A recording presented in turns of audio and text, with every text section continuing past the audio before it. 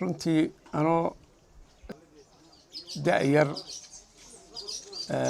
ayaa waxaan dhegaystay hees owlaha cabdiqays oo awliya allah adeeg ahayd baan dhegaystay. markii aan dhegaystay si aragtidii isagu uu ka lahaa way ila noqon weyday oo nimankaa dhintay ee culimada ahaa inayna ifka waxba ka qabanayno haleelu lahayn inuu dadka nool adeegsado uu haddii eebba xugmo kuwan maqlayee la nooca ah ee la xaaladda ah inuu wuxuu u diranayo u dirto ayaan ila muuqatay oo aakhiro wax ka soo noqda ayna jirin. waxaan ku bilaabay cabdiyow adeegtii aakhire ka dayr weyn sidan aad u aragto nimankii la aasee intay iilka seexdeen uruuqaha xawaalada dhaaxa lagu adkeeyee dhaxdiya qalfoofkii aboorkii calfada yahay nafuhuna idaylkood abraareen samooyinka halkii loo aglooliyo caalamkii arwaaxyada ilaa yoomka ururkee wixii noola uunaa awaaraha ka toosaan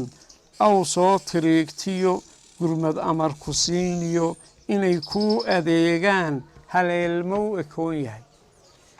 waa hagaag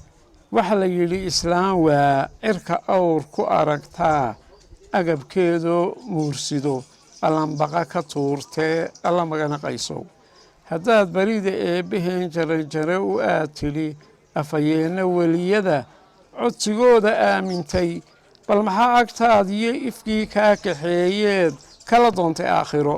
hiilba kama aloosne ajashii dhammaatoo aakhire ka timid weli ifka laguma sheegine kuwa nool ergow diro iyagaa awood leh. cabdiyow awowgii iyo aabbayaashood abtirsiinta dheeree adaaxaa ka badanee ayaamihii carruurnimo hooya kugu akhriyaysiyo abudkaa ma kulanteen kaan ka iisirayn weli haddii ay ilhaamiyo karaamooyin awrani dib u soo ifbaxayaan kuwa ehlunaarkuna iyagoo amuuriyo abeesada bidaarta leh